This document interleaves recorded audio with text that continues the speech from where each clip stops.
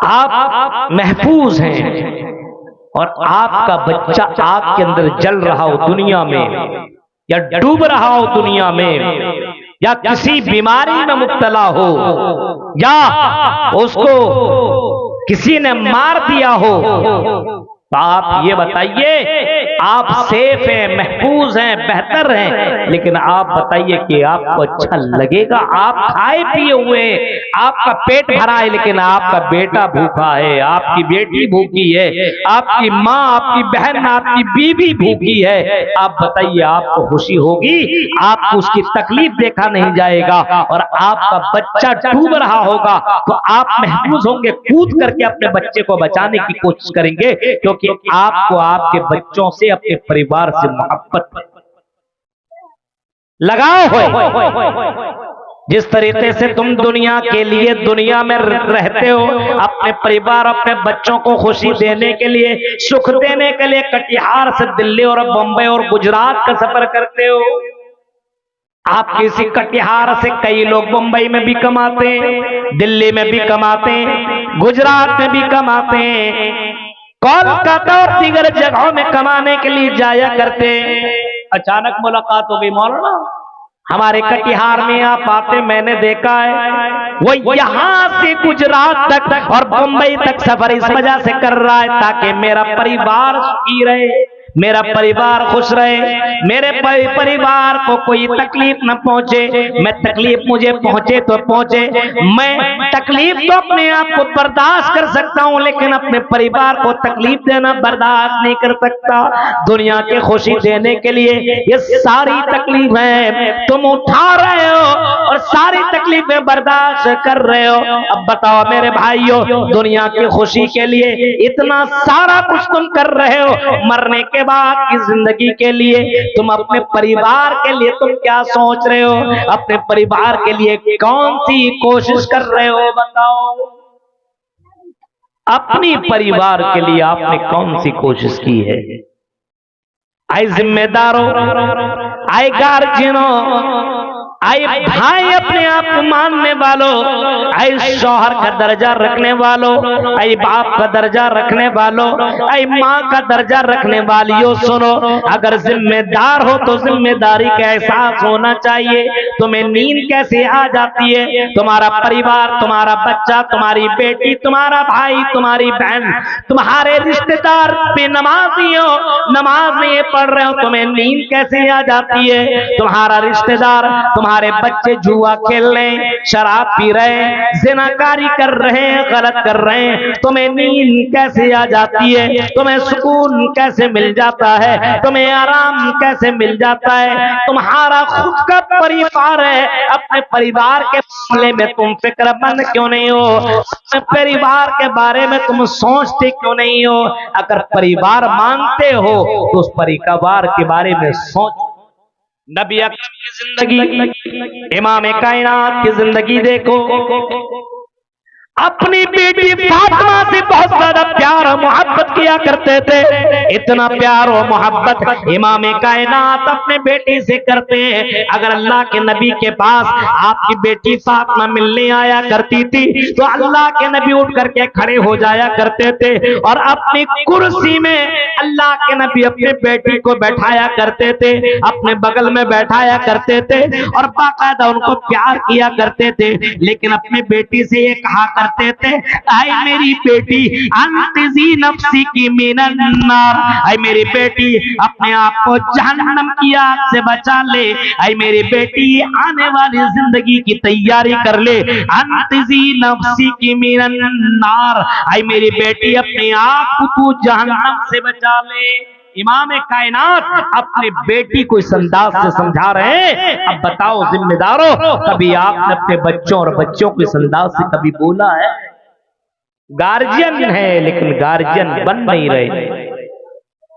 गौर करो, आज मुझे यही बताना है कि अपने आप को और अपने परिवार वालों को जहन्नम की आग से कैसे बचाएं, क्या करें कि बच जाएं। दुनिया में बहुत सारे रास्ते हैं कि जहन्नम से बचा जा सकता है, लेकिन जिस दिन आंख बंद उस दिन कहानी खत्म, कुछ नहीं कर सकते हो।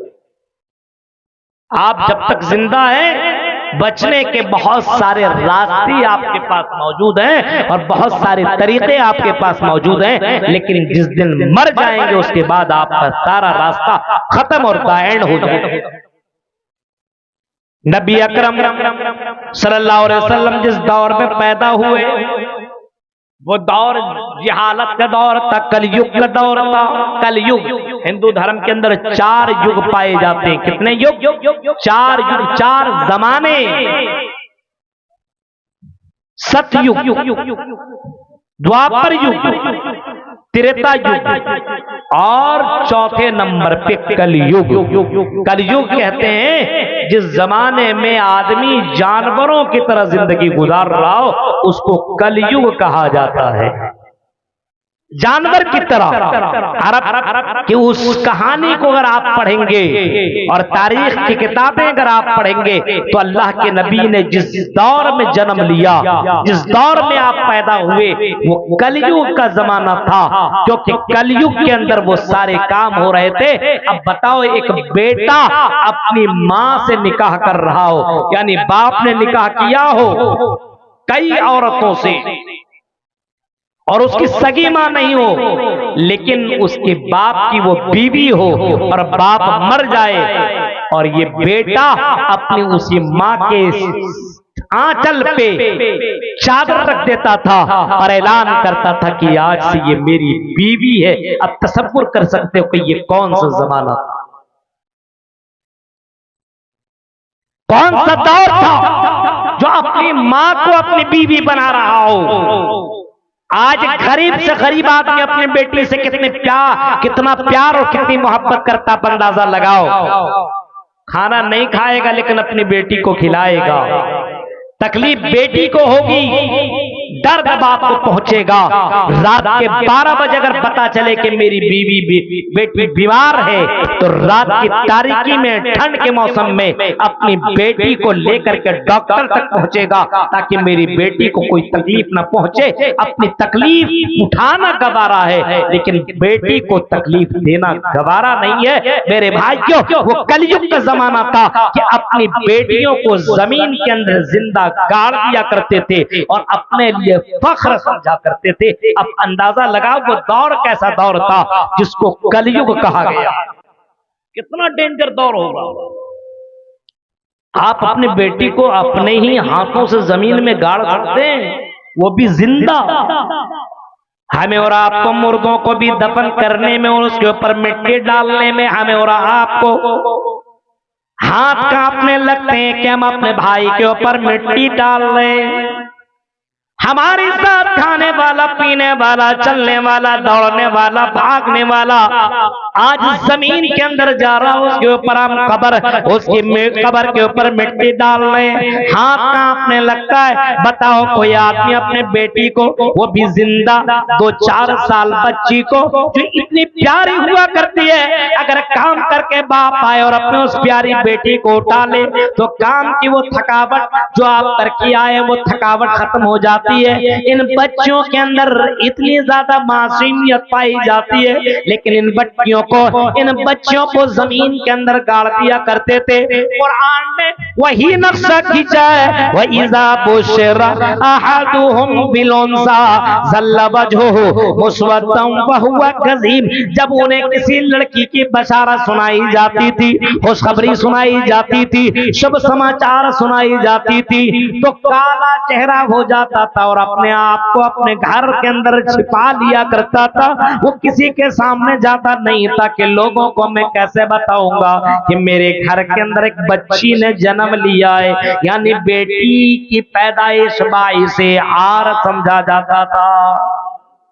अपने आप के लिए वो समझता था मेरी बेटी मेरे लिए बहुत ही तकलीफ दे चीज बन गई है, और इस तकलीफ को अपने हाथ से खत्म करता था, यानी जमीन के अंदर गाड़ करके अपनी 2, 3, 4, 5 साल की बच्ची को जमीन के अंदर गाड़ देता था, या ये कह लिए गड्ढा करने के बाद पीछे से लात मार करके गड्ढे में गिरा देता था और ऊपर से मिट्टी डाल करके उसे मार दिया करता था। अब अंदाजा लगाइए कैसा युग था, इसको कहा गया कल युग का जमाना हो। अब मंत्र देखिए, इत्तकलौगत पराय जनेषु घर घर मेरे धर्मत्तराय सत्वैन भगवान उत्तरेष्यति तथस्तु संबल गराम सौत से देव जाति विवज्जित मंगलचार बहुल पापित विवज्जित। यही उसी जमाने को कहा गया है, वही कलयुग। कुछ जमाना गुजर जाने के बाद इत्तकलौगत पराय जनेषु घर घर मेरे, जब इंसान जानवरों की तरह जिंदगी गुजारेगा, अब इससे बढ़कर क्या और जानवरों की तरह जिंदगी कौन गुजार रहा हो, जो अपने ही बच्चों को अपने हाथों से मार रहा हो। ये इंसान हो ही नहीं सकता कि इंसान करे, ये जानवर ही कर सकता है। और जब इंसान ये काम कर रहा है तो इसको तो कलयुग ही कहा जा रहा है।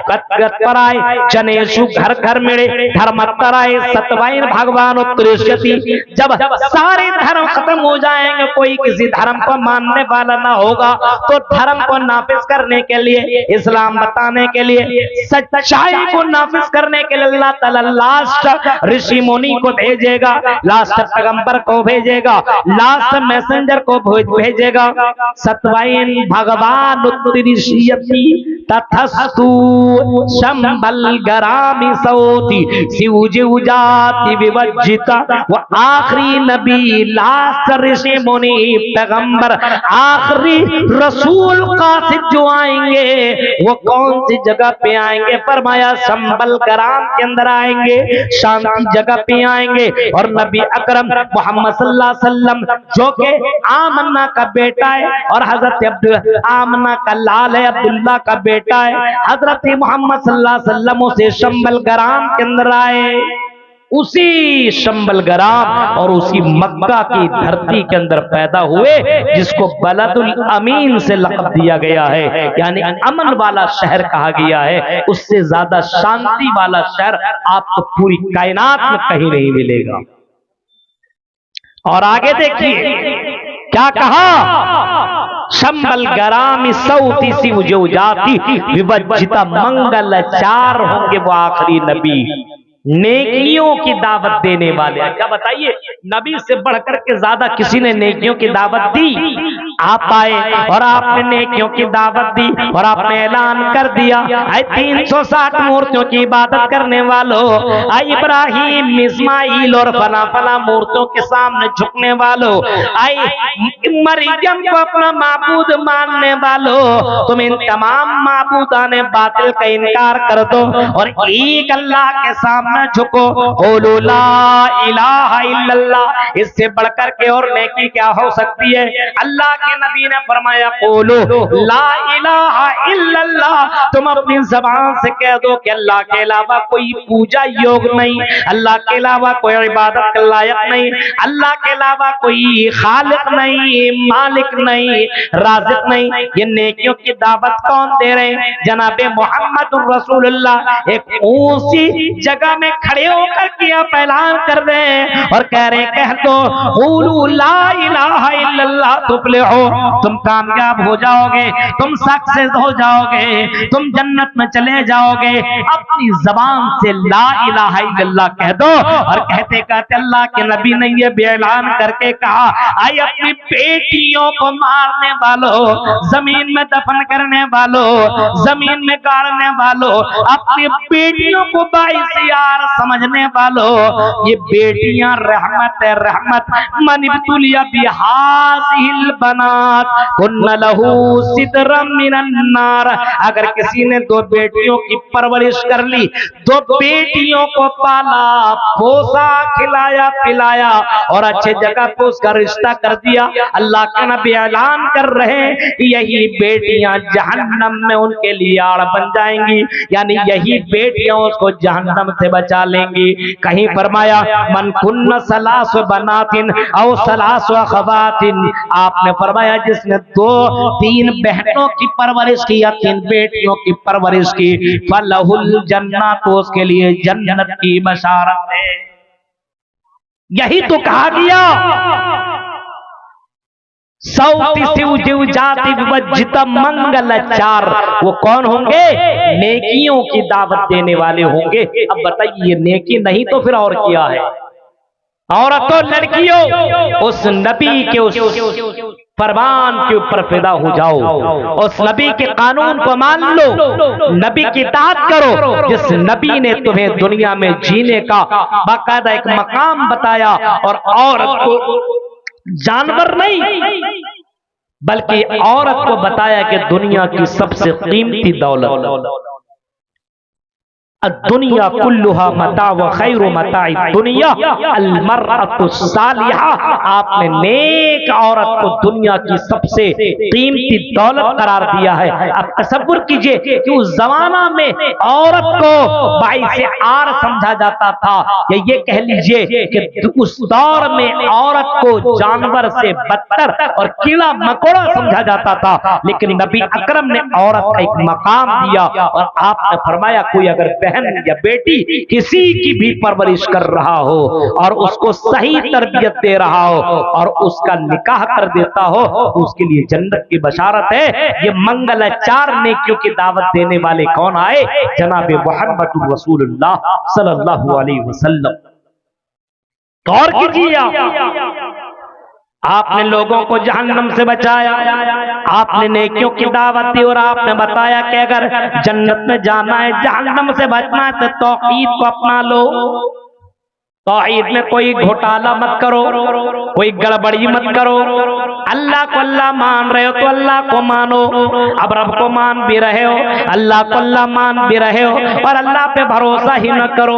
ये कौन सा ईमान है मेरे भाइयों? अल्लाह पे भरोसा है तो उम्मीद रखो जो अल्लाह रहमे मादर में बच्चों को ऑक्सीजन दे सकता है, जो अल्लाह रहमे मादर में माँ के पेट में बच्चों को खिला सकता पिला सकता है, उसको बचा सकता है डायन और भूत से, उसकी हिफाजत कर सकता है, जो समंदर की मछलियों को खिला सकता है। एक एक मछली जो रोजाना कई कई हजार किलो गोश्त खा जाया करती है, जब उन मछलियों को अल्लाह दे सकता है तो हमें और आपको क्यों नहीं दे सकता है? ये अकीदा मजबूत करो। अल्लाह के अलावा दीगर लोगों के सामने झुकना, दूसरों से मांगना, दूसरों पे तवक्कुल करना, दूसरों पे जा करके अपनी जरूरतें रखना, मेरे भाइयों ये इंसानियत की तौहीन है। ये तौहीद के अंदर बहुत ही बड़ा कलंक है। व अलल्लाहि फलयतवक्कलिल मुतवक्किलून, फरमाया कि अल्लाह पर तवक्कुल रखने वाले कौन? मोमिन ही अल्लाह पर तवक्कुल रखते हैं। व अलल्लाहि फलयतवक्कलिल मुतवक्किलून, अल्लाह पर भरोसा करो। इस तरीके से अल्लाह पर भरोसा करने का हुक्म दिया गया है। मेरे प्यारे साथियों, तौहीद ये सबसे बड़ी नेकी है और इस तौहीद के अंदर कोई गड़बड़ी नहीं होनी चाहिए। आज समाज के अंदर कौन सा काम नहीं हो रहा है? अल्लाह पर यकीन और भरोसा नहीं है। शादी कर लिया, अरे मौलाना अभी हम बच्चे नहीं लेंगे। क्यों? कौन खिलाएगा, कौन पिलाएगा? 2-3 साल तक बच्चे दानी से या ये कह लीजिए दवा के जरिए से बच्चे को गिरा दिया जाता है, या ये कह लीजिए कि सुई और इंजेक्शन के जरिए से जमीन में दुनिया में बच्चा आने नहीं देता है। और बास तो इतना बहक चुके हैं और ईमान इतना कमजोर हो चुका है कि हम दो और हमारे दो के नारे पर ये भी फिदा हैं और अपने 2 बच्चे होने के बाद बच्चेदानी को खत्म करवा देता है और उन बच्चों को दुनिया में आने नहीं देता। अब तसव्वुर करो मेरे भाइयों, आपका अकीदा कितना कमजोर है। अल्लाह जब आपकी परवरिश कर सकता तो आपके बच्चों की परवरिश क्यों नहीं कर सकता? वो अल्लाह इस बात के ऊपर कादिर है, करेगा। लेकिन शादी होने के बाद अकीदा बिगड़ गया, ईमान कमजोर और दुनिया में बच्चे को आने नहीं दे रहा है। मेरे प्यारे साथियों, ये बहुत बड़ा घिनौना पाप है और बहुत ही बड़ा गुनाह है। इसी वजह से कुरान ने कहीं फरमाया व इज़ल मौऊदतु सुइलत, उन बच्चों से पूछा जाएगा कि तुम्हें किस गुनाह की वजह तुम्हें कत्ल कर दिया, मार दिया, अपने गुनाह को बताओ। अब तसव्वुर कीजिए, आज समाज के अंदर मेरे भाइयों नेकी नहीं है, बुराइयां ही बुराइयां हैं, तौहीद नहीं है। अगर तौहीद मजबूत हो तो हमारे यहां मस्जिदों के अंदर नमाजियों की कमी नहीं है। जिनकी तौहीद जितनी मजबूत उसकी नमाज उतनी मजबूत। जिसकी तौहीद जितनी कमजोर उसकी नमाज उतनी कमजोर। आज हमारे यहाँ को एक चांद देख करके मस्जिदों को आबाद किया जाता है, तो दूसरा चांद देख करके मस्जिदों को वीरान कर दिया जाता है। जुमे जुमे की नमाज पढ़ने वालों, ये कौन सा अकीदा तुम्हारा है? यहाँ लाके अल्लाह ताला ने हमें दुनिया में अपनी इबादत के लिए पैदा किया। वमा खलक़तुल जिन्ना वल इंसा इल्ला लियअबुदून, फरमाया मेरे बंदो हमने तुम्हें महज अपनी इबादत के लिए पैदा किया, अपनी पूजा अपनी भक्ति के लिए पैदा किया है। जब अल्लाह ने अपनी इबादत के लिए पैदा किया है तो मेरे भाइयों हम दुनिया में खा रहे हैं, पी रहे हैं, दौड़ रहे हैं, भाग रहे हैं, आजान सुनने के बाद नमाज पढ़ने तक नहीं भी जाते हैं। अब बताओ हम कितने बड़े गुनहगार हैं और अब जहन्नम से बचने की कौन सी तैयारी कर रहे हैं? जहन्नम से बचना है तो मेरे भाइयों तौहीद मजबूत करना होगा और उससे बचने की तैयारी करनी। कैसे? जैसे दुनिया में मुसीबतों से बचने की तैयारियां होती, गौर करो कैसे बचें उससे। अल्लाह के नबी फरमाते हैं अगर जहन्नम से बचना हो तो शिर्क मत करना, शिर्क किसी भी हाल में मत करना। भाई कब्र पूजो, कब्र में चादर और दीगर चीजें चढ़ाने वालों, कब्रों से मांगने वालों और कब्रों से बेटा बेटी मांगने वालों, चूमने और चाटने वालों, सुन लो सुन लो। आई अहले हदीस का चोला पहनने वालों, बहुत से मुसलमान अहले हदीस हैं लेकिन वो भी कब्रों से ताल्लुक रखते हैं, वो भी मजारों के पास जा करके। आजकल का तो नौजवान अगर नहीं मिला, बहुत से लड़के ऐसे होते हैं किसी लड़की पर फिदा। अब फिदा हुआ तो किसी ने बताया फला के पास चले जाओ, वो लड़की तुम्हारे अंडर में आ जाएगी। एक लड़की के चक्कर में शिर्क कर लेता है। अब तसव्वुर कर सकते हैं मेरे भाई जो हालात कितने बुरे हो चुके हैं। एक लड़की के लिए अल्लाह के साथ खिलवाड़ और अल्लाह के साथ शरीक किसी को कर रहा है और किसी से मांगा भी जा रहा है। अब गौर कीजिए कितना बड़ा घिनौना पाप है और कितना खतरनाक गुनाह है और कितना डेंजर गुनाह है। अल्लाह के नबी से पूछा गया अय्यु ज़म्बि अअज़मु इंदल्लाह, अल्लाह की नजर में सबसे बड़ा गुनाह कौन सा है? तो आपने जवाब दिया था अन तजअल लिल्लाहि निद्दन व हुवा खलक़का, यह है कि तुम अल्लाह के साथ किसी को शरीक करो जबकि तुमको अल्लाह ने पैदा किया है और इसके बावजूद भी तुम अल्लाह का किसी को पार्टनर और किसी को शरीक बना लो। इससे बढ़कर के घिनौना जुर्म और इससे बढ़कर के बड़ा पाप कोई दूसरा हो ही नहीं सकता। ये समाज के अंदर आम होता चला जा रहा है। जहन्नम से बचना है तो तौहीद के अंदर जर्रा बराबर आमेज़िश नहीं होनी चाहिए। आपके यहां शिर्क नहीं पाया जाना चाहिए। अगर जहन्नम से बचना है तो तौहीद अपने यहां जिंदा करो, अपने बच्चों को तौहीद सिखाओ। अल्लाह के नबी की जिंदगी देखो कि नबी अकरम एक छोटे से बच्चे को 9-10 साल के बच्चे को अपने बगल में बैठाए, हजरत अब्दुल्ला इब्न अब्बास साहब के साथ जा रहे हैं और अल्लाह के नबी एक छोटे से बच्चे को दीन सिखा रहे हैं, तौहीद सिखा रहे हैं। और अल्लाह के नबी कह रहे हैं इज़ा सअल्त फसअलिल्लाह व इज़ा इस्तअनत फस्तईन बिल्लाह, इज़ा जब भी तुम मांगना तो सिर्फ अल्लाह ही से मांगना, वही बिल्लाह, और जब भी तुम मदद तलब करना तो अल्लाह से मदद तलब करना। यानी अगर जन्नत में जाना तो पहला हथियार पहला काम आपको ये करना है कि तौहीद के अंदर कोई गड़बड़ी नहीं होनी चाहिए। अगर ये तौहीद है तो याद रखो मनशाही और कटिहार के रहने वालों, यहाँ के वासियों, यहाँ के लोगों, यहाँ के बुजुर्गों, यहाँ की माँ और बहनों, अगर तौहीद आपकी मजबूत है तो यकीन रखो एक न एक दिन जन्नत के अंदर जरूर जाओगे। जन्नत में दाखिल होने से तुम्हें कोई नहीं रोक सकता है। अगर तौहीद आपकी मजबूत है, तौहीद के अंदर जर्रा बराबर आमेज़िश नहीं है, आपने शिरक नहीं किया है, तो याद रखना अल्लाह के नबी क्या फरमाते हैं मम्माता ला युशरिक बिल्लाहि शैअन दखलल जन्नह, जिसकी मौत इस हाल में हुई हो कि अल्लाह के अलावा किसी को शरीक नहीं करता हो तो दखल दखलल जन्नत, वो जन्नत के अंदर दाखिल होगा, एक न एक दिन जन्नत के अंदर जरूर जाएगा। यही चीज तो हिंदू धर्म की किताबों के अंदर भी बताया गया है और उसके यहाँ भी तौहीद है। एकम ब्रह्मा द्वितीय नास्ति नेह न किंचन, एक ही ब्रह्मा, दूसरा नहीं, तीसरा नहीं, चौथा नहीं, पांचवा नहीं, छठा नहीं, एक ही अल्लाह है, दूसरा तीसरा चौथा पांचवा नहीं है। उसी एक अल्लाह से मांगो। कुरान कहता है उदऊनी अस्तजिब लकुम, आई मेरे बंदो अगर पुकारना तो उस एक अल्लाह को पुकारो। यही तो हिंदू धर्म की किताबें कह रही है। हेलो, एक मोबाइल गुम हो गया है, किसी शख्स को अगर मोबाइल मिला हो, बड़ा मोबाइल, तो कृपया करके स्टेज पर पहुंचा दे।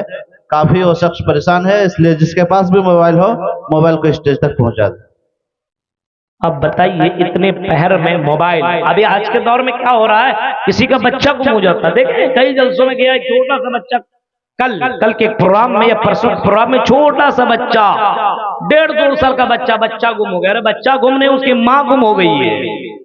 बच्चा कहाँ गुम होगा? अब बताइए वो उसकी माँ कहाँ चल गई अपने छोटे से बच्चे को छोड़ करके। मोबाइल तो आजकल बीवी से भी ज्यादा अहमियत रखता है। आप सोच सकते बीवी जाए तो जाए लेकिन मोबाइल नहीं जाए। मोबाइल गुम नहीं हुआ, या आप समझ लीजिए मोबाइल को किसी और के चक्कर में गुम कर दिया गया है, यानी उसके तरफ उसका ध्यान ही नहीं गया, उसकी फिक्र ही नहीं, बहुत पैसे वाला आदमी होगा, इतना टेंशन, और 1:30-2 बजे उसके मोबाइल का ऐलान करने का मतलब उससे 10,000 का चंदा लीजिए। यहां पे उसके मोबाइल का ऐलान करने की क्या जरूरत है? और आपको लगता है मस्जिदों में आप मोबाइल छोड़ के चले जाइए और थोड़ी देर बाद आइए, वहां आदमी नहीं देता मोबाइल। तो आप इस जंगल और मंगल और यहाँ पे खेतों खलियान के अंदर आप ऐलान करेंगे और दे देगा, तब तो समझ लीजिए बहुत बड़ी बात हो जाएगी। आज के दौर में इतनी सच्चाई है नहीं, वो इतनी सच्चाई नहीं है। मुझे मालूम है आप किस इलाके के अंदर सीमांचल और कटिहार और पूर्णिया और किशनगंज के अंदर सबसे ज्यादा प्रोग्राम होते तो जरूर है, लेकिन असर और उसका जो रिजल्ट निकलना चाहिए बहुत कम रिजल्ट निकल रहा है। प्रोग्राम तो हो रहा है, सच्चाई नहीं लोगों के अंदर आ रही है, दीनदारी पैदा नहीं हो रही है, उनके अंदर अल्लाह का डर नहीं दाखिल हो रहा है और जहन्नम से बचने के तरीकों को अपनाया नहीं जा रहा है। मेरे प्यारे साथियों, तो जरा अंदाजा लगाइए कि आज अगर हमारा कोई सामान गुम हो जाए तो कितनी फिक्र है। अभी फिक्र तो हो ही रहा है उस आदमी को, अभी परेशान हाल है। क्यों? क्यों? उसने कमाया मेहनत से 20-30-40 हजार का मोबाइल गुम हो गया तो फिक्र तो होगा ही।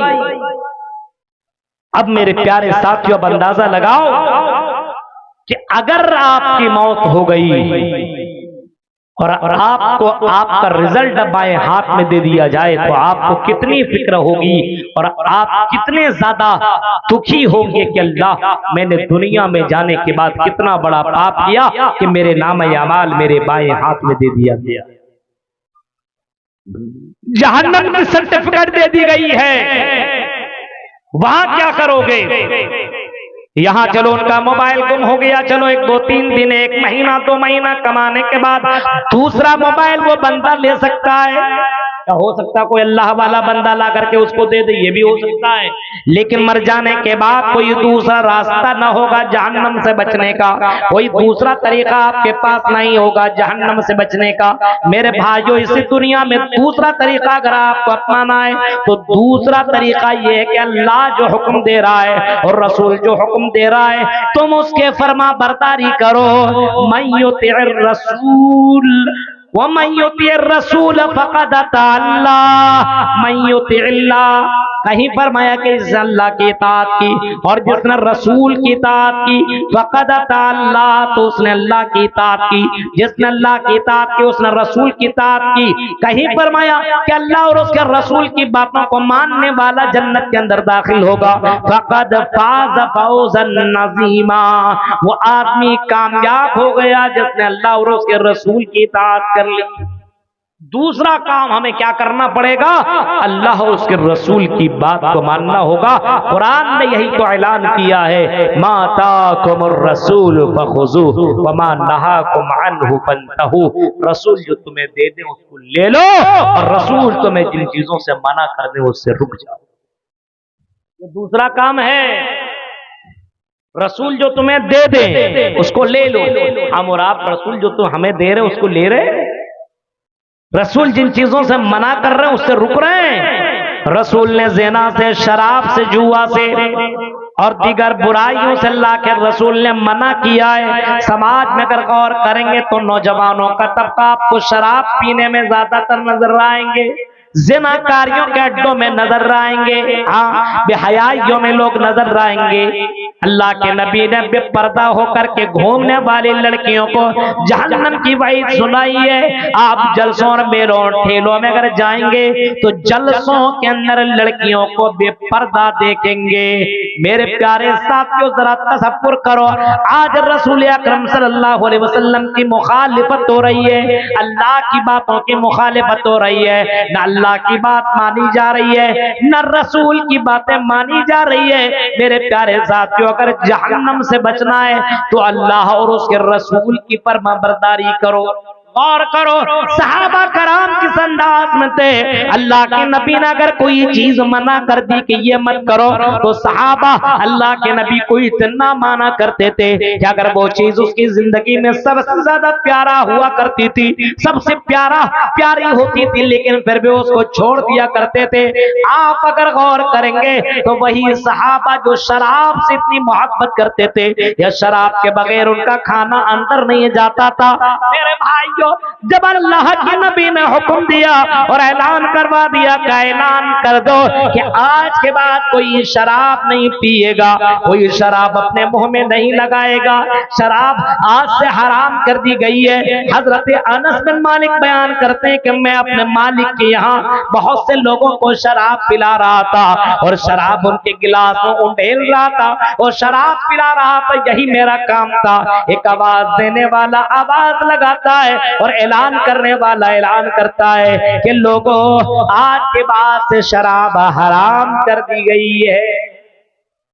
नबी का हुक्म आया, सिर्फ सुना।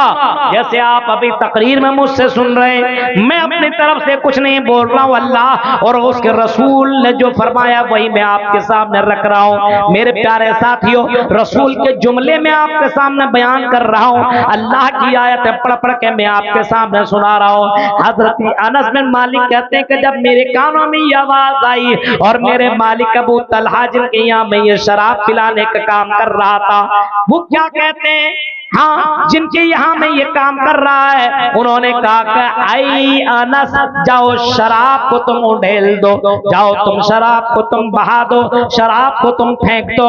जब ये नबी का पैगाम सुना तो जिन नौजवानों के हाथों में गिलास में शराब भरा हुआ था उन लोगों ने शराब पीना गवारा भी न किया, शराब अपने मुंह में डालना गवारा न किया, बल्कि शराब उसी जमीन के अंदर फेंक दिया। उसी जमीन के अंदर वो शीशा उस गिलास को फोड़ दिया और शराब पीना गवारा न किया। अल्लाह के नबी का फरमान आ जाने के बाद सहाबा नबी की बात इस अंदाज से माना करते थे। आज तकरीरें कर करके थक जाओ, पूरी रात तकरीरें सुनाते रहो, लेकिन मेरे भाइयों जर्रा बराबर असर नहीं हो रहा है। वही ज़िनाकारी, वही बेहयाई, वही नौटंकियां, वही खराब काम और वही जुआ के अड्डों में जाना, वही नमाज छोड़ करके गप्पे लगाना, वही मोबाइल में बेहयाई वाली चीजें देखना। आज नौजवानों का एक सेवा बन चुका है। आज नौजवानों ने इसी को ओढ़ना और बिछोना समझ लिया है, इसी को जिंदगी का हिस्सा बना लिया है। मेरे प्यारे साथियों जरा तसव्वुर करो, सहाबा कराम के अंदर अगर कोई हुक्म आ जाया करता था तो आमन्ना व सद्दकना, ईमान ले आते थे और फौरन तस्दीक कर दिया करते थे। जहन्नम से बचना है तो दूसरा काम अल्लाह और उसके रसूल की इताअत, ये बहुत जरूरी है। अब आप देखिए शराब इतनी मोहब्बत थी, छोड़ दिया, नहीं पिएंगे, हाथ में मौजूद है फिर भी नहीं पी रहे।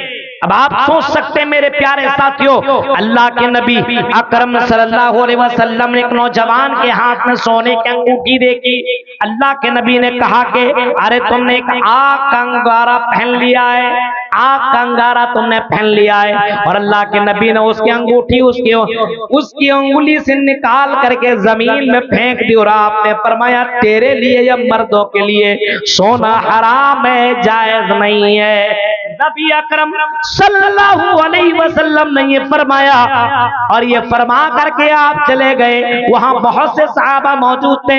बाद सहाबी कहते हैं मेरे भाई चलो इस अंगूठी को उठा लो और अपने बीवी को दे देना, अपनी बहन को दे देना, अपनी माँ को दे देना।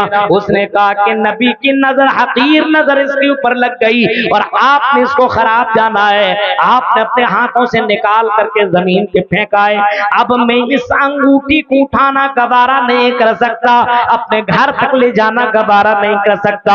यानी नबी की बात सुन लेने के बाद फौरन अमल कर लिया करते थे।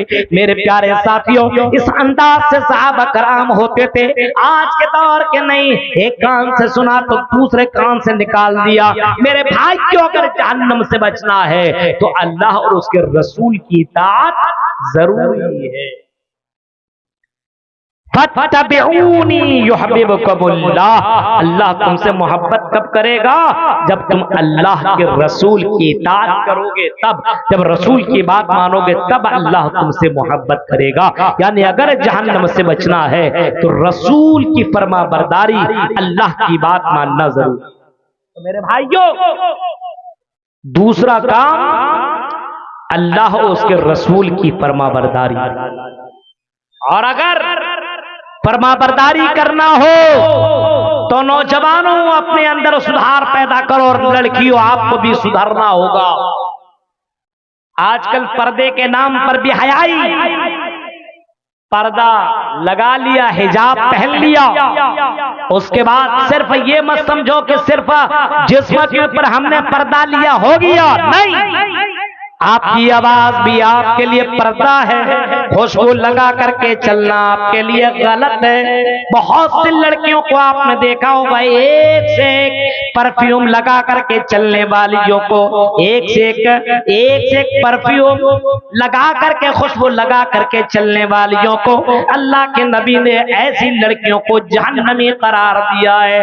ऐसी लड़कियों को जन्नत की खुशबू नहीं मिलेगी। गौर करो, बहुत सी लड़कियां जलसों में आया करती है, इतना मेकअप करके, इतना बनसवर करके और इस अंदाज से हिजाब पहनती है, निकाब पहनती है। निकाब का मजाक मत उड़ाओ, हिजाब का मजाक मत उड़ाओ। हिजाब ये आपकी जिस्म को छिपाने की चीज है, लेकिन आज हिजाब को भी स्टाइलिश अंदाज से और डिजिटल बुर्का बना दिया। और डिजिटल बुर्का के ऊपर आज वो न जाने वो कुमकुमे और चिराग की तरह रोशनी देने वाली चीज अपने सरों के ऊपर पहन रही है और अपने सरों के ऊपर और अपने पेशानी के सामने बाकायदा लिखवा करके चल रही है। माशाअल्लाह, सुभान अल्लाह। ये जुमले तुम अपने सरों के ऊपर पहन करके चल रही हो, ये तुम्हें अथॉरिटी और इजाजत किसने दी? ये भी तुम्हारे लिए गलत है जो तुम करने जा रही हो। क्या तुमने कभी किसी मौलवी से, किसी आलिम से, किसी मुफ्ती से फतवा लिया? ये सरों के ऊपर जो माशाअल्लाह लिख करके खुद ही बताइए अब कैसी हो, नहीं हो, डायरेक्ट लिखवा दिया माशाअल्लाह। कहां तक सही है? कभी आपने इस पर कभी गौर किया? अरे देखा देखी अहले हदीस देखा देखी काम नहीं करता है। वही करता है जिसका हुक्म दिया गया हो कुरान और हदीस के अंदर। किसी लड़की ने माशाअल्लाह लिखवा लिया, तुम भी वाह। किसी लड़की ने सर के ऊपर पहन लिया वो कुमकुमे और लाइट जलने वाली कोई चीज को, तो 16, 17, 18 साल की लड़कियां वही अपने सरों के ऊपर बांध करके चल रही है। अब बताओ मेरे भाइयों, ये कहां तक जायज है तुम्हारे लिए? और ये अथॉरिटी और इजाजत आपको किसने दी? ये बेहयाई जो आप कर रहे हो मेरे प्यारे साथियों और मेरी प्यारी बहनों, ये तुम्हारे लिए गलत है, सही नहीं है। नौजवान लड़कों, जिस अंदाज से जलसों में आने के बाद मजलिसों में न बैठना, बाजारों में घूमना और बाजारों में किसी लड़कियों के पीछे लग करके किसी लड़की के पीछे अपनी पूरी रात बर्बाद करना, अपनी जवानी बर्बाद करना। अब तसव्वुर करो, इमाम कायनात ने कभी फरमाया था कि जब तुम रास्ते में चला करो तो अपनी निगाहों की हिफाजत करो। कुरान भी तो यही मर्दों से कहता है और यही औरतों से कहता है, वकुल लिल मुमिनाति यगजुज़ना मिन अबसारिहिन्ना, और यही मर्दों से भी कह रहा वकुल लिल मुमिनीना यगुस्सू मिन अबसारिहिन, आई मोमिनो तुम अपनी निगाहों की हिफाजत करो, और आई मोमिना औरतें तुम अपनी निगाहों की हिफाजत करो, अपनी शर्मगाह की हिफाजत करो। ये तुम्हारे चारों तरफ से गाइड, तुम्हारे चारों तरफ से बॉडीगार्ड नहीं लगे रहेंगे। हाँ, गार्जियन आपको जलसागाह में लेकर के आए, नौजवान लड़कियों और नौजवान लड़कों, आपको इसी चीज से तो बचना है। यही तो आपकी जिंदगी की आजमाइश है, और अल्लाह यही तो देखना चाहता है, लियब्लुवकुम अय्युकुम अहसनु अमला, कि मेरे बंदों में से कौन नेक काम कर रहा है, कौन आजमाइश में खड़ा उतर रहा है, कौन अपने इम्तिहान में कामयाब हो रहा है। नौजवानों, आपको अल्लाह आजमा रहा है, नौजवान लड़कियों, अल्लाह भी आपको आजमा रहा है। आपने हजरत यूसुफ की जिंदगी को भी पढ़ा। हजरत यूसुफ के पास वो जुलेखा नाम की औरत, जिसको मुफस्सिरीन ने कई जगहों पे जुलेखा का नाम दिया। अब ये जुलेखा और सही है कि गलत नाम क्या है, उसके बारे में कोई ये नहीं कह सकता मौलाना नाम जुलेखा ही था, ये नहीं बता सकता है। बात लोग कहते नहीं जुलेखा, मान लो जुलेखा ही। कितनी खूबसूरत थी, बहुत ज्यादा, इतनी खूबसूरत, और उस जमाने की बादशाह की वो बीवी थी, और हजरत यूसुफ पे फिदा हो गई, प्यार मोहब्बत करने लगी, और उसने अपने सातों दरवाजों को बंद किया, और हजरत यूसुफ के पास आने के बाद कहती है, आई यूसुफ आओ मेरे पास, और हमारी प्यास को तुम बुझा दो। इतना बड़ा ऑफर हजरत यूसुफ को मिला, कोई देखने वाला नहीं, हमारे मवारी ये काम करने वालों सबको भगा दिया गया। वो खातून मालकिन थी, बादशाह की बीवी थी, उसके ऑर्डर पे सारा काम होता था। उसने 7 दरवाजों को बंद कर दिया। हजरत यूसुफ के पास जाती है और कहती, यूसुफ आओ, आए यूसुफ करीब आओ, और हम आपसे बड़ी मोहब्बत और प्यार करते हैं, आओ अपने हमारे जिस्म की प्यास तुम बुझा दो। हजरत यूसुफ इतना ज्यादा उसको अच्छा मौका मिला, कोई देखने वाला नहीं, 7 दरवाजों को बंद कर दिया गया, लेकिन उसको ईमान अल्लाह की बात के ऊपर यकीन था कि अल्लाह अर्श के ऊपर रह करके फर्श की तमाम चीजों को देख रहा है। हजरत यूसुफ ने कहा, अल्लाह माज़ल्लाह, अल्लाह की पनाह, अल्लाह की पनाह में ये काम नहीं कर सकता हूँ। यहां अगर कोई लड़की पलट करके देख ले और मुस्कुरा दे, उसके पीछे भागने लगता है। ये हाल है समाज के अंदर नौजवानों का। क्या ईमान है आपका मेरे भाइयों, अपना ईमान इतना मजबूत करो कि बंद कमरे में भी कोई लड़की आपसे कहे तो कह दो, नहीं इन्नी अखाफुल्लाह, मैं अल्लाह से डरता हूं, और मैं ऐरों गैरों के चक्कर में अपने ईमान को मैं बेच नहीं सकता। मेरे प्यारे साथियों, आपका ईमान इतना मजबूत होना चाहिए। रसूल की फरमाबरदारी, अल्लाह की फरमाबरदारी तो यही है कि अल्लाह ने कह दिया अपनी निगाहों की हिफाजत करो, अपनी शर्मगाह की हिफाजत करो। औरतों से कह दिया, औरतों अपनी जीनत को जाहिर मत करो, वक़र्न फी बुयूतिकुन्ना वला तबर्रजन तबर्रुजल जाहिलिय्यतिल ऊला। आई लड़कियों, तुम अपने घर के अंदर ठहरी रहो, अपने घर के अंदर बैठी रहो, अपने घर से बाहर मत निकलो। ये हुक्म है औरतों के लिए कि घर से बाहर मत निकलो, और जब निकलो तो जमाना जाहिलियत की तरह बन सबर करके, या ये कह लीजिए ऐसे ड्रेस और ऐसे लिबास पहन करके मत निकलो जिन लिबास के जरिए से तुम्हारा पूरा उतार चढ़ाव नजर आता हो या तुम्हारी खूबसूरती नजर आती हो, ऐसा लिबास पहन करके मत निकलो। लेकिन आज निकाब इस अंदाज से पहन रही है, निकाब बहुत से तो पहनती नहीं है, लेकिन कुछ औरतें पहन भी रही लड़कियों, लेकिन हिजाब को बाकायदा अपने लिए ढाल बना ली। पता है हिजाब पहनी हुई है, आंखों के छिपाई, चेहरे को छिप, कौन जान रहा है।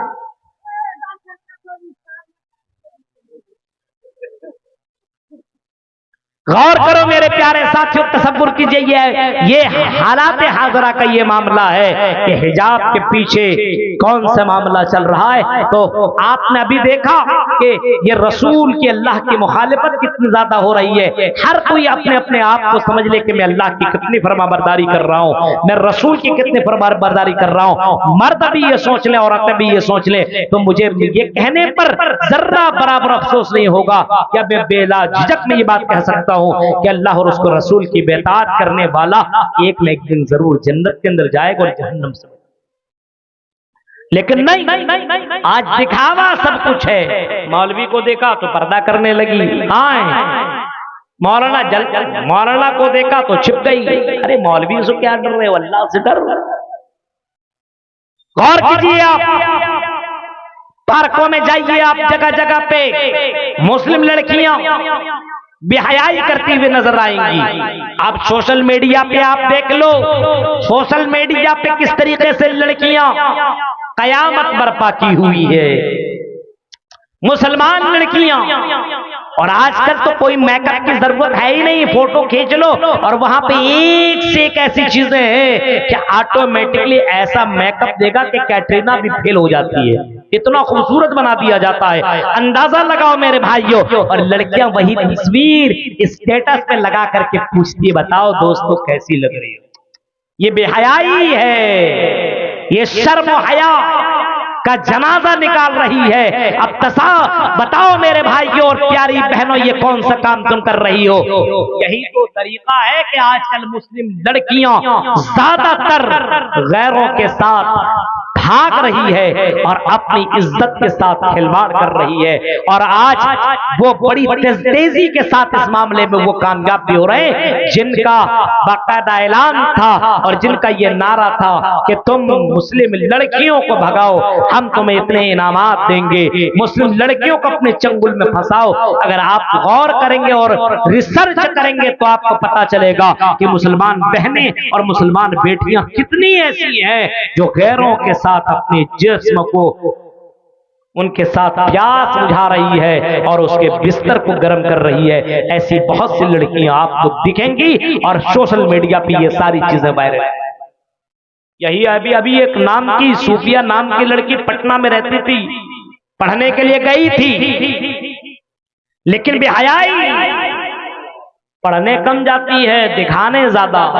जाहिर सी बात है, जब तुम पर्दे में नहीं चलोगी, जब निगाहों की हिफाजत नहीं होगी, जब तुम किसी से ताल्लुक अपनाओ, तुम रिसर्च भी ना करो, कोई आपको फ्रेंड रिक्वेस्ट भेज दे फौरन एक्सेप्ट, आपकी तारीफ कर दे, आप उसके पास चली जाओ, इतने तुम इतना कम है, तुम इतने कम, तुम्हारा वकार और तुम्हारी इतनी इज्जत है। बताओ, वही लड़की, उसने एक हिंदू लड़के ने जिसका नाम अमित था, उसको अपने प्यार के चंगुल में फंसाया और अपने साथ अपने उसी हॉस्पिटल, उसी बिल्डिंग में रखने लगा और दोनों साथ में रहने लगा। मुसलमान लड़की है, साथ में गैर मुस्लिम लड़के के साथ रह रही है। जब लड़के ने पूरा फायदा उठा लिया तो उसने सोचा इस लड़की को रख करके क्या फायदा, यूज करो और फेंको। उसने 5वें या 6ठे मंजिले से नीचे जमीन पे फेंक दिया और वो सूफिया परवीन का इंतकाल हो गया, मर गई। अब तसव्वुर करो, ये एक तो ओपन हो जाया करती है कुछ लोगों की खबरें जो हम आप तक पहुंचा दिया करते हैं, और बहुत से ऐसी लड़कियां जिनके बारे में कुछ अता पता नहीं है, पढ़ने गई, क्या हो गया, कहां चली गई, कोई अता पता है ही नहीं। मेरी प्यारी बहनों, इस्लाम ने आपका मकाम बहुत बुलंद किया है और इस्लाम ने यह कहा है कि सबसे कीमती दौलत औरत है। अद-दुनिया कुल्लुहा मता व खैरु मताइ दुनिया अल-मरअतु सालिहा। नेक औरत से कीमती चीज दुनिया में कुछ है ही नहीं। गौर कीजिए आप। तो जहन्नम से बचना है तो दूसरा काम अल्लाह और उसके रसूल की फरमा बरदारी, और तीसरा काम, अगर जहन्नम से बचना है तो तीसरा काम ये करना पड़ेगा, जिस तरीके से अल्लाह के रसूल ने इबादत करने का हुक्म दिया है और जिस तरीके से अल्लाह के रसूल ने इबादत किया है वैसे तुम इबादत करो। नमाज वैसे पढ़ो जैसे रसूल ने पढ़ा है, सल्लू कमा रायतुमूनी उसल्ली, नमाज वैसे पढ़ो जैसे रसूल ने नमाज पढ़ी है, रोजा वैसे रखो जैसे रसूल ने रोजा रखा है, शादी ब्याह वैसे करो जैसे अल्लाह के रसूल ने शादी किया है, जिंदगी वैसे गुजारो जैसे अल्लाह के रसूल ने जिंदगी गुजारी है। मेरे प्यारे साथियों, अगर रसूल के मुताबिक जिंदगी गुजार लो, इबादतें कर लो, तो तुम कामयाब हो जाओगे, तुम जहन्नम से बच जाओगे, जन्नत के अंदर दाखिल हो जाओगे। गौर करो मेरे प्यारे साथियों, अगर जहन्नम से बचना है तो रसूल की फरमाबरदारी और रसूल ने जैसा हुक्म दिया वैसा तुम्हें करना होगा। मन के मुताबिक नहीं आप कर सकते, दिल ने जैसा किया वैसा कर लिया, नहीं चलेगा। नंबर 4, अगर आपको जन्नत के अंदर जाना और जहन्नम से बचना है तो चौथा काम आपको ये करना होगा। चौथा काम हमें और आपको ये करना पड़ेगा। अगर जहन्नम से बचना है तो मेरे प्यारे साथियों, जहन्नम से बचने के लिए हमें चौथा काम ये करना पड़ेगा कि हमें अपनी जबान की हिफाजत करनी होगी, अपनी शर्मगाह की हिफाजत करनी होगी। अल्लाह के नबी अकरम सल्लल्लाहु अलैहि वसल्लम क्या फरमा रहे हैं, मय्यज़मल्ली मा बैन लहयैहि व मा बैन रिजलै अज़मल लहुल जन्ना। अगर तुम मुझे दो चीजों की जमानत दे दो, गारंटी दे दो, तो मैं तुम्हें जन्नत की गारंटी देता हूँ। दो चीजें, एक जबान से तुम किसी को तकलीफ मत दो, पूरा भला मत कहो, किसी को गाली मत दो, किसी की चुगली न करो, गीबत न करो। ये जबान से किसी को तुम तकलीफ दे बात न बोलो, और शर्मगाह का गलत इस्तेमाल मत करो, यानी ये शर्मगाह का इस्तेमाल जायज जगहों पे करो, अपनी बीवी के साथ करो, और उसके अलावा दीगर जगहों में अपनी शर्मगाह का गलत इस्तेमाल मत करो। कुरान करीम की वो आयत करीमा पढ़ लेना, और कुरान ने ऐलान करके जब कहा है क़द अफ़लहल मुमिनून अल्लज़ीना हुम फ़ी सलातिहिम ख़ाशिऊन वल्लज़ीना हुम अनिल लग़्वी मुअरिज़ून वल्लज़ीना हुम लिज़्ज़काति फ़ाइलून वल्लज़ीना हुम लिफ़ुरूजिहिम हाफ़िज़ून। वही लोग जन्नत के अंदर जाएंगे जो अपनी शर्मगाहों की हिफाजत करते हैं, जो अपनी शर्मगाह की हिफाजत करते हैं, वो लोग मोमिन हैं, और यही लोग कामयाब हैं। तो चौथा काम हमें और आपको क्या करना है, शर्मगाह और जबान की हिफाजत। नंबर 5, पांचवा काम ये करना है, कुरान जिसको हमने ताकों में बंद कर लिया है, मोबाइल हर किसी के हाथ में मोबाइल है, गरीब से गरीब लड़का भी एंड्रॉयड मोबाइल रख रहा है, लेकिन मोबाइल में कुरान की तिलावत नहीं, मोबाइल के अंदर कुरान की आयतें नहीं, बल्कि मोबाइल के अंदर गाने हैं, मोबाइल के अंदर फिल्में हैं, मोबाइल के अंदर सीरियल है, मोबाइल के अंदर गंदी तस्वीरें, मोबाइल के अंदर दीगर चीजें मौजूद है। आई नौजवान लड़कों और लड़कियों, अपने मोबाइल के अंदर कुरान की आयतें लोड करो, कुरान की आयतें रखो, और उस कुरान की आयतों को सुनने की कोशिश करो, क्योंकि कुरान के अल्लाह के नबी ने फरमाया इक़राउल कुरान फ़इन्नहु याती यौमल क़ियामति शफ़ीअन लिअस्हाबिही। ऐ लोगों, कुरान पढ़ो, कुरान पढ़ने पढ़ाने का माहौल अपने यहाँ बनाओ, खुद कुरान पढ़ो, अपने बच्चों को भी सुबह उठाओ और बोलो कि कुरान पढ़ो, अपने बेटियों को भी कुरान पढ़वाओ, अपने बहुओं को भी कुरान पढ़वाओ, अपनी माँ से बोलो कि माँ कुरान पढ़ लो। अगर पढ़ना नहीं जानते हो तो फिर कुरान सुनने सुनाने का माहौल अपने यहाँ बनाओ।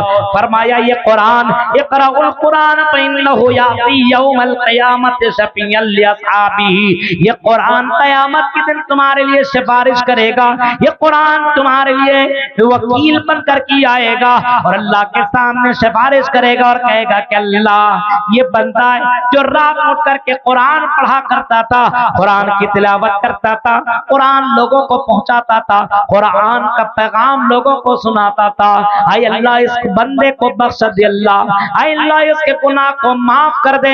हदीस के अल्फाज हैं कि अल्लाह ताला कुरान की सिफारिश को सुनेगा, एक्सेप्ट कर लेगा, और कुरान की सिफारिश की वजह से उस बंदे को अल्लाह ताला जहन्नम से बचा लेगा और जन्नत के अंदर दाखिल कर देगा।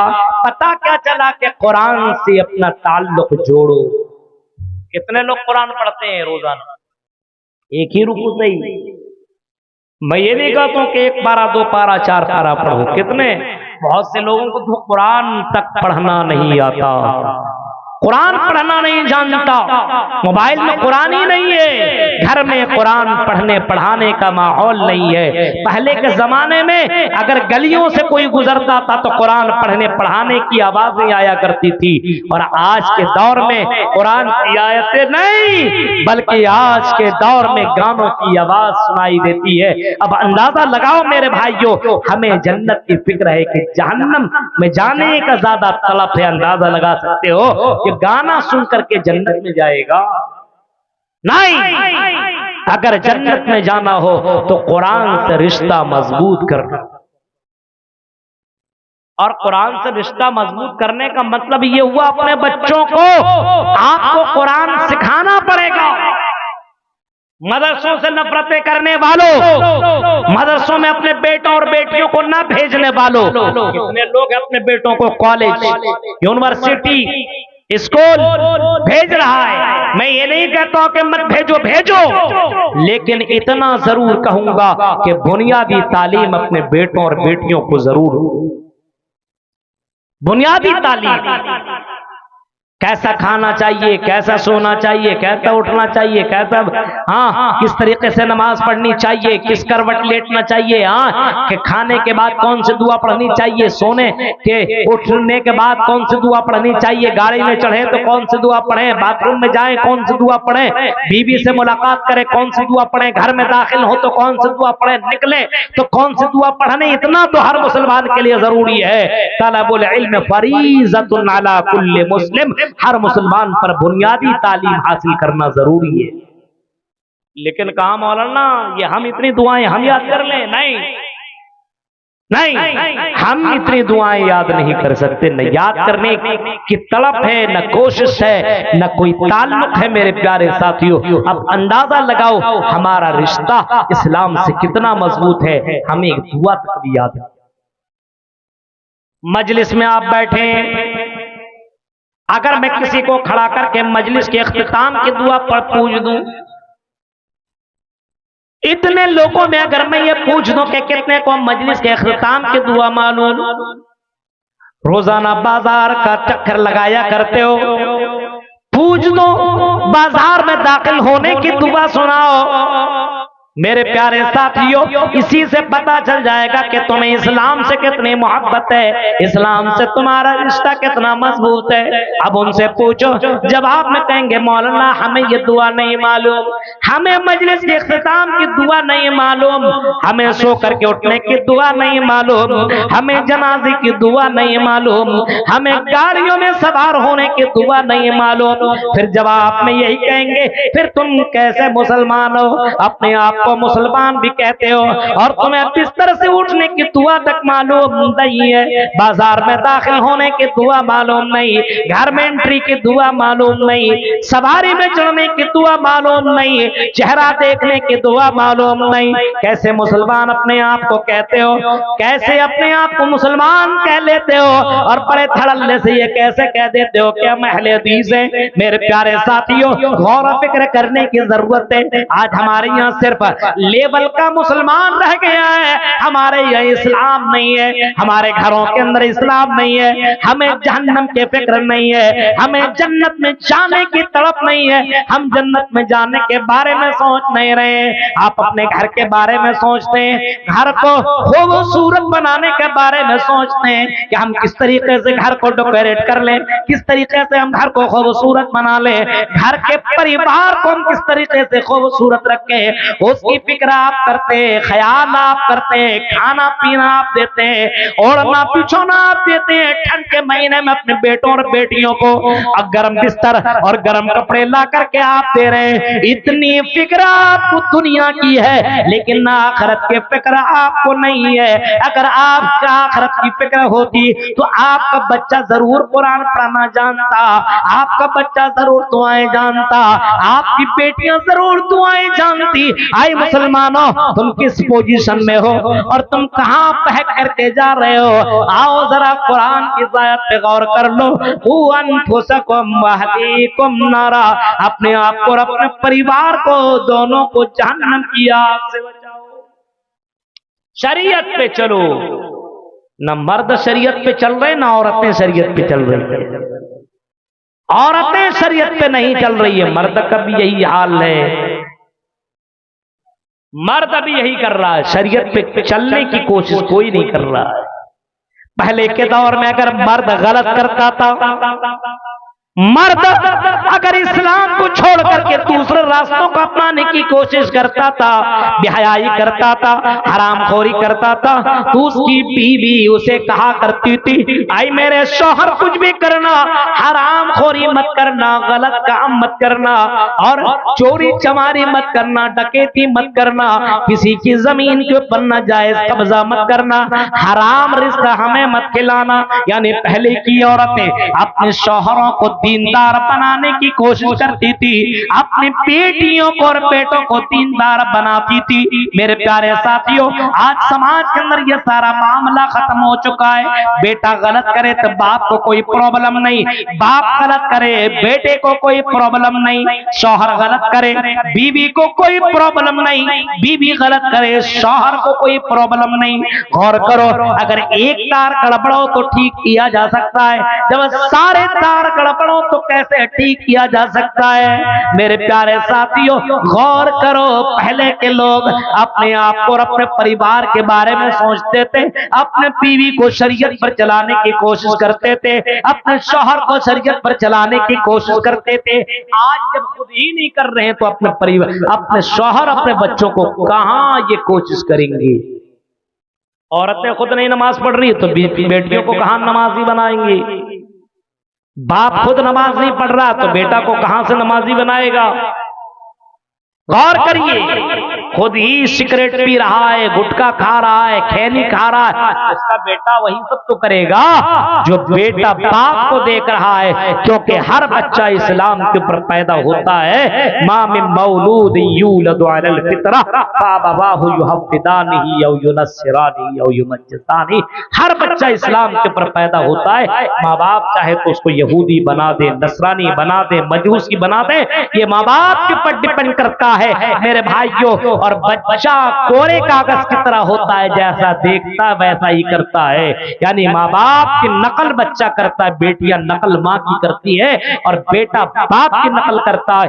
यही माहौल है समाज का। अगर हमारे यहाँ मस्जिदें वीरान है और अजान सुन करके नमाज पढ़ने के लिए नहीं पहुंच रहे, इसकी सबसे बड़ी वजह है उनके गार्जियन, उनका बिगड़ना। गौर कीजिए आप, हालात कितने बिगड़ चुके हैं और हालात कितने खराब हो चुके हैं, अंदाजा लगाइए। खुद को भी और अपने परिवार को जहन्नम से बचाओ। अल्लाह के नबी ने इसी वजह से फरमाया कि मुरो औलादकुम बिस्सलाति वहुम अबनाउ सब'i सिनीन। अपने बच्चों को नमाज पढ़ने का हुक्म दो। अपना पढ़ रहे हो ना, सिर्फ आपके नमाज पढ़ने से और कुरान पढ़ने से कुछ नहीं होगा, बल्कि आपको अपने बच्चों को भी कुरान सिखाना होगा, पढ़वाना होगा। अपने बच्चों को भी नमाज पढ़ने का हुक्म देना होगा। जब आप नमाज पढ़ने के लिए जाएं, अपने बच्चे को भी नमाज पढ़ने के लिए लेकर के मस्जिद में आप जाएं। 6-7 साल का बच्चा हो तो उसको प्यार से आप मस्जिद में लेकर के जाओ। आपकी बेटी 7 साल की हो, 8 साल की हो तो आप नमाज पढ़ रही हो, तो आप अपने बेटी को भी नमाज के लिए मुसल्ला बिछा दो और अपने बेटी को भी वजू बनवा करके नमाज के लिए खड़ी कर दो। यानी अल्लाह के नबी कह रहे हैं, मुरो औलादकुम बिस्सलाह, तुम अपने बच्चों को नमाज पढ़ने का हुक्म दो। खुद बचो, अपने परिवार को भी बचाओ। और फिर फरमाया वहुम अबना सब'i सिनीन, जब बच्चा 7 साल का नहीं बल्कि 10 साल का हो जाए, 10 साल का हो और तब भी नमाज न पढ़े बेटा या बेटी, तो मार मार करके उसको नमाज पढ़वाओ। कितने लोग ये काम कर रहे हैं, कितने लोग ये काम कर रहे हैं।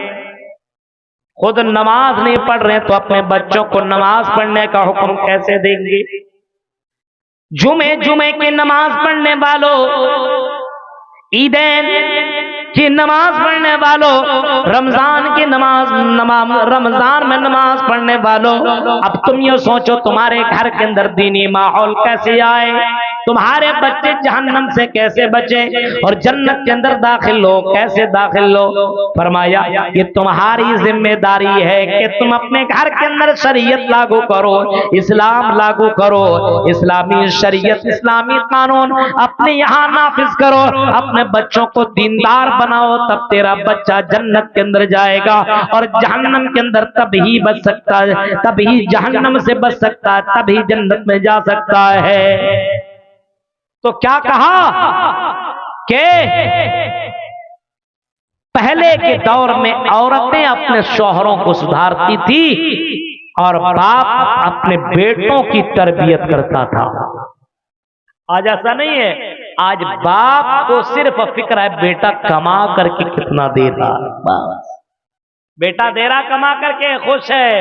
कभी फोन करके ये भी नहीं पूछता कि मेरे बेटे तुमने नमाज पढ़ी कि नहीं। वहां दिल्ली, मुंबई, कलकत्ता में रहना, लेकिन मेरे बेटे कमा करके कम देना, लेकिन नमाज जरूर पढ़ना। कौन ये काम कर रहा है आज? इल्ला माशाअल्लाह मेरे भाई, कोई अगर ऐसा करता हो तो करता हो, लेकिन आज हमें दुनिया से ज्यादा मोहब्बत है और आखिरत से नफरत हो चुकी है। ये बीमारी घर घर में आ चुकी है। अल्लाह के नबी ने फरमाया कि जमाना आएगा तुम्हारी तादाद बहुत ज्यादा होगी, लेकिन तुम्हारे अंदर एक बुराई आ जाएगी, उस बीमारी का नाम वहन होगा। सहाबा कहते हैं वमल बहनु या रसूल अल्लाह, अल्लाह के नबी ये बहन कौन सी बीमारी है? आपने फरमाया हुब्बुद दुनिया व कराहियतुल मौत, दुनिया से मोहब्बत हो जाएगी और आखिरत से नफरत हो जाएगी। आज दुनिया से कितनी मोहब्बत है, बेटा कमाने के लिए गया तो बेटा से यही पूछता है महीना कब लगेगा, पैसा भेज देना।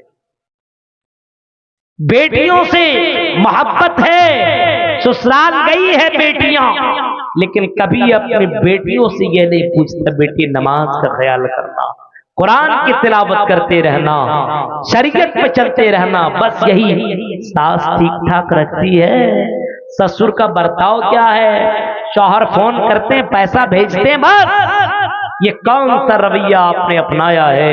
मेरे प्यारे साथियों, पहले जमाना में और सलफ सालेहीन की जिंदगी देखेंगे तो औरत ने अपने शौहर को दीनदार बनाया करती, बेटों को बेटियों को दीनदार बनाने की कोशिश करती थी। बाप देखिए इमाम बुखारी को, जिन्होंने बुखारी शरीफ लिखी, आप उस इमाम को जरा देखिए, उस इमाम बुखारी के लिए उसकी माँ कितनी रातें दुआएं की, उनकी बिनाई चली गई थी बचपने में, दुआ करते करते करते करते अल्लाह ने माँ की दुआ सुन लिया और इमाम बुखारी की बिनाई अल्लाह ने वापस कर दी। और इनको दीन सीखने के लिए और शरीयत जानने के लिए इन्होंने दूर तक का सफर करके अपने बेटे को पढ़ाया लिखाया और अपने बच्चे को इतना बड़ा इमाम बनाया कि आज असहुल कुतुब बाद किताब अल्लाह, अगर कोई किताब है तो वो अल्लाह की किताब यानी कुरान के बाद अगर कोई किताब दुनिया के अंदर मौजूद है तो वो इमाम, वो सही बुखारी है। मेरे प्यारे साथियों, जिनको इमाम बुखारी ने वो किताब बाकायदा तालीफ किया, उसको मुरत्तब किया है और हदीसों को जमा किया है। मेरे प्यारे साथियों, कुरान के बाद सबसे बेहतर और सबसे सही किताब बुखारी शरीफ मानी जाती है। सोचिए अब्दुल कादिर जिलानी को अब्दुल कादिर जिलानी बनाने में उसकी माँ का रोल, इमाम शाफई को इमाम शाफई बनाने में उसकी माँ का रोल, इमाम मालिक को उसको इतना बड़ा इमाम बनाने के लिए उसके माँ का रोल। अगर आप सुनेंगे तो जमाना, गुजरे हुए जमाने में और सलफ सालेहीन को देखेंगे तो उन्होंने अपने बच्चों के लिए बहुत ज्यादा कुर्बानी दी।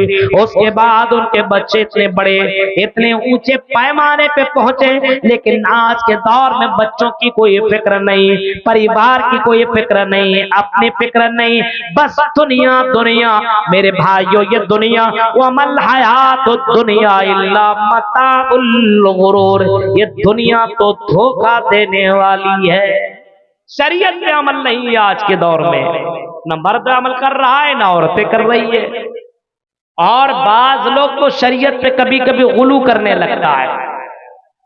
अमल नहीं, अमल के नाम पे गुलू।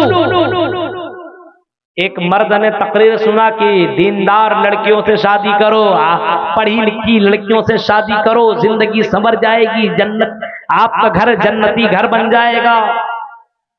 उसने ढूंढ ढांड करके एक पढ़ी लिखी लड़की से शादी कर ली, एकदम आलिमा से शादी कर ली। अब उसकी बीवी आई और तुरंत फतवाबाजी शुरू, हदीस में जो लिखा उसी पर हम अमल करेंगे। शौहर कहता हाँ, हदीस और कुरान ही पे अमल करना तुम बस, क्योंकि तुम्हारा तुमसे निकाह करने का मकसद ही मेरा यही है कि तुम शरीयत पे चलो और हमें भी शरीयत पे चलाओ। बीवी कहती है हम आपकी माँ का कपड़ा और बाप के कपड़े को हम धोएंगे नहीं, क्योंकि हदीस में है ही नहीं। अच्छा, नहीं है, नहीं है, हदीस में है कि शौहर की फरमाबरदारी करो। कहां लिखा है कि सास ससुर की फरमाबरदारी करो? नहीं करेंगे। बड़ा परेशान हुआ शौहर, परेशान, क्या करें? कपड़ा खुद से धोने लगा, माँ बाप को खाना खुद से पहुंचाने लगा, क्योंकि बीवी कहती है हमारी खिदमत करने का कहीं हुक्म है ही नहीं कि हम तुम्हारे माँ बाप की खिदमत करें। परेशान होकर के गाड़ी उसकी इतनी फंस गई कि परेशान हुआ तो एक मौलाना से चला गया मसला पूछने के लिए, क्योंकि गूगल मुफ्ती के पास इन सवालों का जवाब तो है नहीं, हर सवालों का जवाब गूगल मुफ्ती तो दे नहीं सकता है। गूगल से पूछो तो जवाब हर चीज का थोड़ी है उसके पास।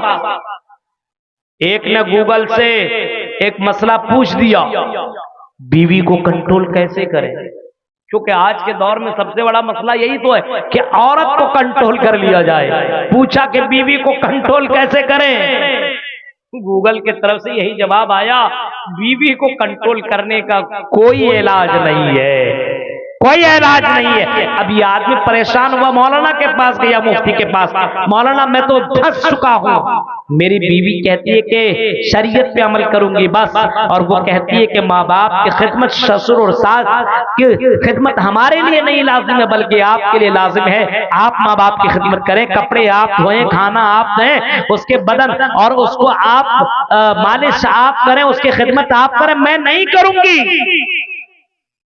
क्या करूं मौलाना, घर में देखूं कि बाहर कमाने के लिए जाऊं, फंस गया। मौलाना कहते हैं शरीयत पे तुम भी चलो और बीवी को भी शरीयत पे चलाओ।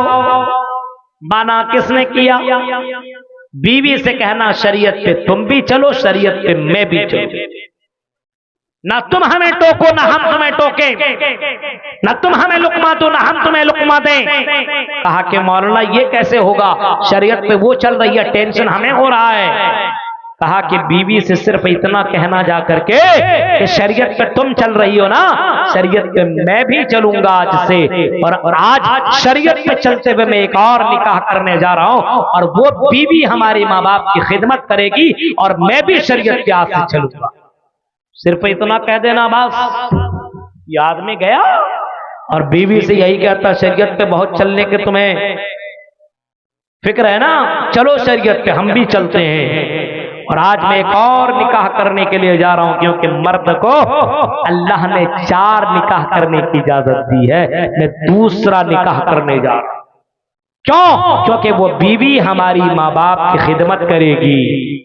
ये सुनना था कि बीवी से और उस पढ़ी लिखी औरत से शरीयत खत्म। कहने लगी शौहर मैं तो मजाक कर रही थी, मैं सब करूं। गौर करिए आप, न शरीयत पे चलती है न चलने देती है। और याद रखिए, मैं ये नहीं कहता हूं कि 2 निकाह 4 निकाह 3 निकाह करो, लेकिन हाँ इतना मैं जरूर कहता हूं कि निकाह को वक्त पे करो और आसान निकाह करो। समाज के अंदर जो ज़िनाकारियां बढ़ रही है, इसकी सबसे बड़ी वजह यह है कि वक्त पे मर्दों का निकाह और लड़कियों का निकाह नहीं। निकाह को आज के जमाने में इतना मुश्किल बना दिया गया और ज़िना इतना आसान हो गया कि ज़िना आम हो चुका है। निकाह करने के लिए, शादी करने के लिए बेटियों को निकाह कर कराने के लिए मेरे प्यारे साथियों, आज गरीब बाप रात में उसको नींद नहीं आती है, सोचते रहता है कि मैं अपनी बेटियों का निकाह कैसे कराऊं, अपनी बेटियों को की शादी में कैसे कराऊं, परेशान हाल रहता। मेरे प्यारे साथियों, गौर करो, आज शरीयत का मजाक बना दिया गया है, शरीयत पे चलने की कोशिशें नहीं हो रही है। शरीयत पे चलो, निकाह को आसान करो और जिना को मुश्किल कर दो। जिना को आज के दौर में बिल्कुल आसान बना दिया गया। कितने वाकयात सुनने को मिलते हैं, फला जगह फला जलसे में और फला मामले में ऐसा हो गया। मौलाना बताइए, ये कौन करता है जिसको फिक्र जहन्नम की ना हो और जन्नत में जाने की फिक्र ना हो। मेरे प्यारे साथियों, जरा तसव्वुर करो, कुरान कह रहा है अनफुसकुम व अहलीकुम नारा, अपने आप को और अपने परिवार वालों को दोनों को जहन्नम की आग। तो बचाना कैसे है? शरीयत के ऊपर माँ बाप दोनों को चलना पड़ेगा, मियाँ बीवी शौहर बीवी दोनों को चलना पड़ेगा। अगर एक शौहर नमाज के लिए उठ रहा हो रात में, तो अल्लाह क्या कहता है? अल्लाह के नबी ने फरमाया रहिमहुल्लाह रजुलन कामा मिनल लैल, एक शौहर एक मर्द रात में उठ रहा हो और उठने के बाद कामा मिनल लैल, क्यों उठता हो? तहज्जुद की नमाज के लिए उठ रहा हो। है आज के दौर में कोई ऐसा लड़का जवान जो रात में उठे ठंडी में? आज के दौर में ठंडी में नहाना, वजू बनाना कितना मुश्किल है। जुमे के दिन भी आदमी सोचता है मौलवी साहब कोई फतवा बता दीजिए, बगैर नहाए हम नमाज पढ़ लें। ढूंढता है मसला। गौर करो मेरे प्यारे साथियों, अल्लाह के नबी क्या फरमाते हैं? रहिमहुल्लाहु रजुलन, अल्लाह उस आदमी के ऊपर, उस मर्द के ऊपर रहम करता है, उस मर्द के ऊपर अल्लाह रहम करता है कामा मिनल लैल, जो रात में उठता हो और नमाज के लिए उठता हो, तहज्जुद नमाज पढ़ने के लिए उठ रहा हो। अब जो तहज्जुद की नमाज कौन पढ़ेगा? जो ज़ोहर असर मगरिब इशा फजर की नमाज पढ़ेगा वही तो तहज्जुद पढ़ेगा। नफिल रोजे कौन रखेगा? जो फर्ज रोजे रखेगा। जो फर्ज ही रोजा नहीं, वो नफिल रोजा कहां से रखे? तो पता ये चला जो रात में उठ करके तहज्जुद की नमाज पढ़ रहा हो, जाहिर सी बात है ज़ोहर असर मगरिब इशा और फजर की भी नमाज पढ़ता होगा। अब रात में उठ करके तहज्जुद की नमाज पढ़ रहा हो और नमाज पढ़ने के लिए उठता और वजू बनाता हो, और वजू बनाने के ही वक्त उसकी नजर उसकी बीवी पर पड़ जाती हो, अपने बीवी के ऊपर, अपने पार्टनर के ऊपर उसकी नजर पड़ती हो। अब वो करीब में जाता है और अपने पार्टनर को उठाने की कोशिश करता है, आई मेरी बेटी, आई मेरी बीवी, उठो उठो, आई मेरी लाइफ पार्टनर उठो, चल वजू बना ले और नमाज अदा कर ले, तहज्जुद की नमाज पढ़ ले, क्योंकि ये तहज्जुद की नमाज की फजीलत बहुत ज्यादा आई हुई है। अल्लाह के नबी ने कभी ये भी फरमाया कि सल्लू बिल्लैली वन्नासु नियाम तदखुलुल जन्नत बिसलाम, नमाज पढ़ो उस वक्त जब लोग सो रहे हो, और ये नमाज कयामत के दिन जन्नत में जाने की बशारत सुनाई जाएगी। ये नमाज तुम्हें इस बात पर आमादा करेगी। और अल्लाह कहेगा कि तहज्जुद की नमाज पढ़ने वालों, नमाज पढ़ने वालियों, चलो उठो और जन्नत के अंदर तुम दाखिल हो जाओ। इस वजह से मेरी प्यारी बीवी, उठो और तहज्जुद की नमाज अदा कर लो, वजू बना लो, चलो नमाज अदा कर लो। ये नमाज अल्लाह को बहुत ही ज्यादा पसंद है। बीवी दीनदार ना हो नौजवानों, इन हुस्न और खूबसूरती पे और जाहिरी शक्ल सूरत पे फिदा मत हो जाओ।